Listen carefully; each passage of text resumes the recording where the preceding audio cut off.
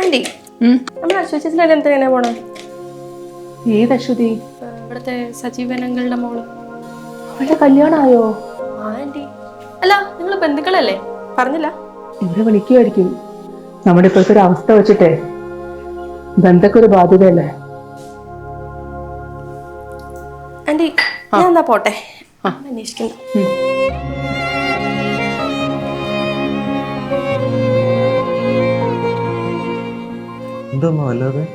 എടാ, നമ്മുടെ സജീവിന്റെ മോള് അശ്വതി ഇല്ലേ, അവളുടെ കല്യാണമാണെന്ന്.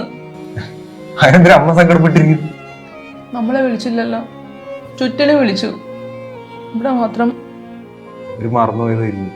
അല്ലടാ, ഒരു അകന്ന ബന്ധുക്കളൊന്നും അല്ലല്ലോ, വളരെ അടുത്ത ബന്ധുക്കളല്ലേ. എനിക്ക് ഓർമ്മയുണ്ടോ?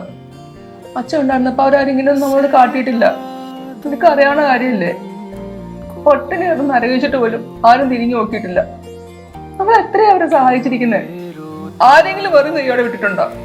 നമുക്ക് ഇങ്ങനെ ഒരു അവസ്ഥ ഉണ്ടാകും നമ്മുടെ കുറ്റമാണോ? പൈസക്ക് പൈസ എന്നാ വേണ്ടേ? അതുകൊണ്ടല്ലേ സ്വന്തം വീടൊക്കെ വിട്ട് നമുക്കിവിടെ ഈ വാടക വീട്ടിൽ വന്ന് കിടക്കേണ്ടി വന്നത്. പൈസയാണ് എല്ലാം ഒന്നും അമ്മ പറയുന്നില്ല മക്കളെ. പക്ഷെ പൈസ ഇല്ലാത്തവനൊരു വിലയും ഇല്ല. അമ്മയ്ക്ക് നിനക്ക് തരാൻ പറ്റുന്ന ഏറ്റവും വലിയ ഉപദേശം അതാണ്.